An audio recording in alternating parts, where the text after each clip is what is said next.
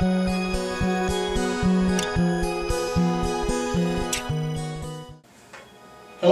I'm Dr. Crawford. Today I'm going to talk about the thyroid, and the main reason I'm going to talk about it is because thyroid problems are absolutely epidemic today, and it's also one of the biggest misdiagnosed problems that there is. So I want to share with you some things that I think are extremely important, that a lot of you watching this, I think you'll be able to relate to some of what I have to talk about. But first of all, let's share some of the symptoms of thyroid problems.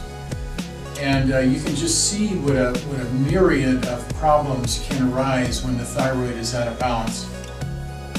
The thyroid has a lot to do with basal metabolic rate. Metabolism will slow down when the thyroid is not at its optimal levels. So one could have a tendency to gain weight very easily and also have a hard time losing weight when the thyroid is out of balance. Energy will suffer. People will say that they are fatigued. Number one complaint of people today is fatigue, along with pain. Some of the other symptoms that can be indicative of thyroid problems: dry skin, poor memory, you hear that a lot, headaches, cold hands and feet, circulation becomes impaired, hair loss, thinning of hair. Usually if it's thyroid, it won't be blotches per se, and I'm talking about women as well, but it'll be all over thinning of the hair.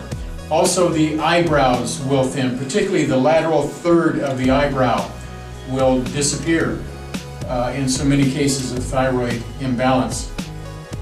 Slow healing, decreased body temperature, carpal tunnel problems. Many people with carpal tunnel are actually thyroid problems that need to be fixed, need to be looked at, need to be diagnosed, and it's being missed. The problem is not in the wrist. That's where the symptoms are arising. The problem is in the thyroid. Cholesterol problems. Why would the thyroid have anything to do with cholesterol problems? Well, here's one of the big reasons. The first breakdown step of cholesterol into hormones is thyroid dependent. So if the thyroid is not, again, optimally functioning, that step may not take place, and it can contribute to higher levels of cholesterol. Brittle nails. Emotionally, when the thyroid is low, you are emotionally low. It can get to the point where people will cry very easily. That's also a very common premenstrual symptom, easily crying. Well, the thyroid is affected at that point. People that cry at commercials that they're watching on television, many times that's indicative of a thyroid problem. Crying easy. Also depression. A lot of depression is in actuality thyroid problems. It mimics depression. Thyroxine is made from the amino acid L-tyrosine along with iodine. That's also what the body uses to make dopamine, which is a feel-good neurotransmitter. So again, many times if depression is present, the thyroid needs to be ruled out rather than going off on some other tangent. And it's misdiagnosed a lot, and we'll talk about why that is. One of the common tests done for thyroid is the TSH, and that test in and of itself is inadequate. And there also has been a debate about what is normal on the TSH. Used to be they'd say up to 5. Now they're saying 2, some labs are saying 2.5 is normal. But the TSH does not indicate how much thyroid hormone you actually have in the tissues. So it is a very skimpy test, and I would say inadequate. What also should be run is a free T4 and a free T3. This will indicate more of what the levels of active hormones are in the body. A free T4 should be at a 1.29 or higher, and T4 has to be converted into T3 in the body.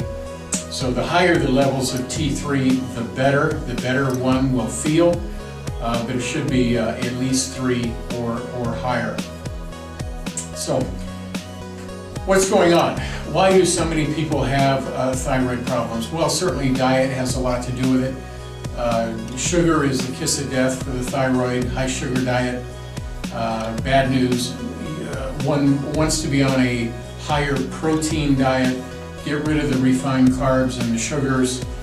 And there are also chemicals that affect the thyroid. We know that radiation does, of course, but there's chemicals like fluoride in the water supply, not a friend of the thyroid. So keep the diet clean, stay away from the chemicals, and make sure your nutrient intake is adequate. So, what are some of the nutrients that the thyroid needs in order to function? Well, certainly there are some minerals that are extremely important, iodine being one. It's estimated that 70% of the world population is deficient in iodine, so that's a biggie. Iodine, or herbs that are high in iodine, dulse is excellent, kelp is very good.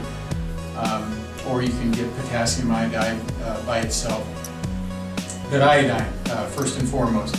Next would be manganese. Manganese is a mineral that the thyroid needs in order to function optimally. Zinc is another mineral. Selenium is another.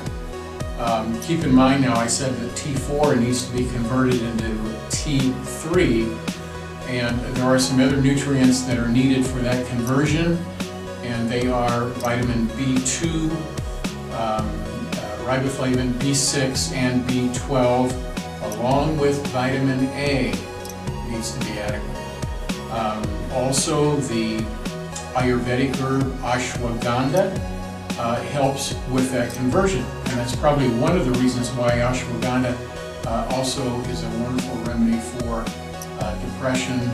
It calms down the nervous system and helps people feel better. I hope you found this information valuable.